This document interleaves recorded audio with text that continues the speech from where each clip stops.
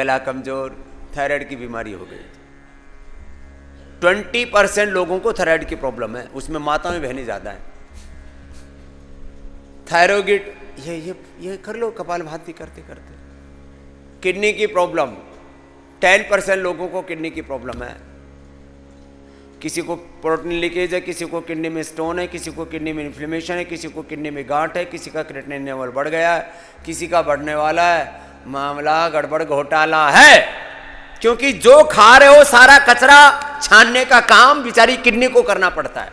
कुछ कचरा तो सीधा लैट्रिन के रास्ते से निकल जाता है, लेकिन उसमें से जो एक्सट्रैक्ट करके निकालते हैं ना आते हैं, वो सब किडनी के जरिए ही साफ होता है। सबसे ज्यादा ओवरलोडेड है तुम्हारी किडनी, बहुत बुरी हालत है।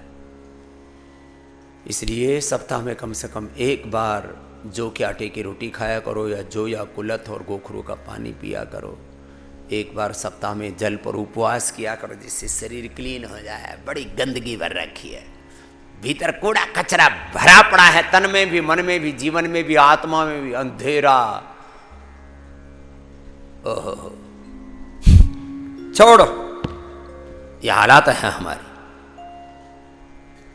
तो किडनी का कचरा निकालना है तो रिनोग्रीट, लीवर का अंदर कचरा, एक के ऊपर दूसरी, तीसरी, चौथी, चार लेयर जमी पड़ी है। फिर कहते हैं लीवर सिरोसिस हो गया, हेपेटाइटिस हो गया, भूख नहीं लग रही है, खून कम है। 100 में से 99 लोगों का लीवर और आंतें कमजोर हैं। लो, और वो जो है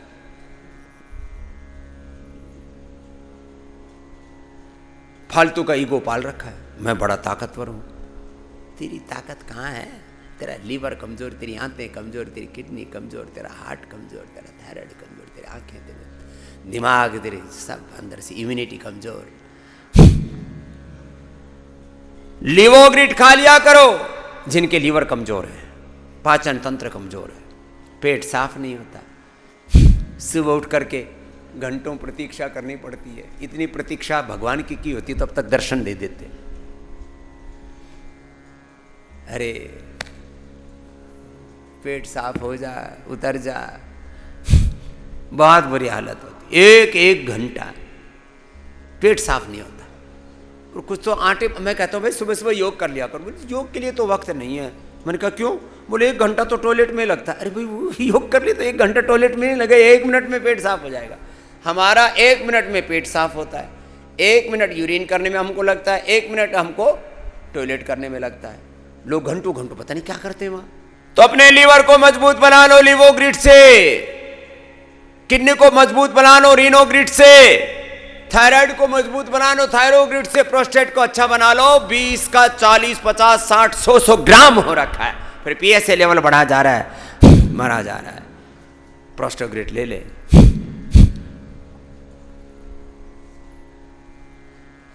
अपने फेफड़ों को मजबूत बना लो स्वासारी ब्रोनकोम से, स्वासारी क्वाथ से, प्रवाही से। हार्ट को मजबूत बना लो कार्डियोग्रिट हृदयामृत से। हड्डियों को मजबूत बना लो ऑर्थोग्रिट और पीड़ानील गौड़ से, लाक्षादि गुगुल से, चंद्रप्रभा, गोक्षर आदि जैसी जिसकी आवश्यकता। इसमें तो 10 विकल्प हैं। एलोवेरा, गिलोय, पारिजात, निर्घुंडी से, दशमूल से, पीड़ंतक क्वाथ से। हड्डियों को मजबूत बना लो गोंद से। सर्दियों में खाओ गोंद के लड्डू, गोंद की बर्फी, गोंद की पूरा अलग अलग रेसिपी बनाने का मैंने खूब कढ़ाई में घोट के हमने लड्डू अपने बालकों को भी खिलाए, आपको भी खूब लड्डू पर खूब खिलाए। 2 तरह का गोंद होता है, बाकी तो एक और तीसरा गोंद खाते हैं, वो सो कोल्ड यूनानी वाले स्याह गोंद, तो फालतू का है। असली गोंद होता है बबूल का गोंद, ये खाया करो सर्दी में। और गोंद बबूल तो सर्दी में, और गोंद कतीरा गर्मी में। हड्डियां मजबूत रहेंगी और गर्मी लू कतई नहीं लगेगी। नहीं तो जिसको देखो अरे लू लग गई, उल्टी लग गए, दस्त लग गए, बुरे हालत, इम्यूनिटी इतनी कमजोर, जब देखो तब बीमार। मच्छर काट लिया तो बीमार। मच्छर की क्या औकात?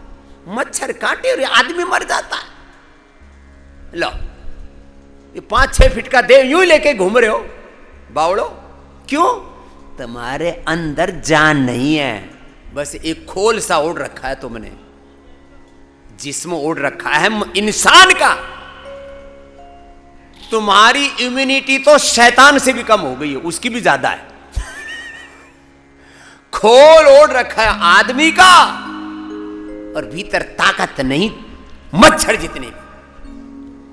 मच्छर काटता है तुम मर जाते हो। खोल किसका ओढ़ रखा है? इंसान का, मतलब ये ढांचा। और ताकत कितनी नहीं, ताकत एक मच्छर जितनी भी नहीं।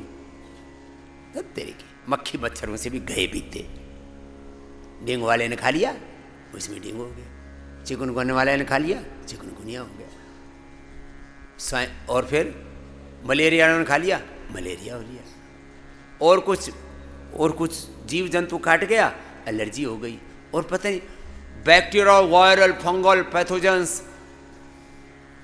एक चुटकी जीरा, एक चुटकी अजवाइन, ये हमारे भोजन में रोज चला जाए, कोई किसी तरह के बैक्टीरिया, वायरस, फंगस तुम पर दुष्प्रभाव नहीं करेंगे। ये हमारे पिछले 1 साल की रिसर्च का निष्कर्ष आपको बता दिया। धन्यवाद पूज्य आचार्य बालकृष्ण जी को, और हमारे डॉक्टर साइंटिस्ट जो भी PRF के रात दिन पुरुषार्थ करते हैं। एक बार जोरदार अभिनंदन है आपके लिए। रात दिन पुरुषार्थ करते हैं हम लोग।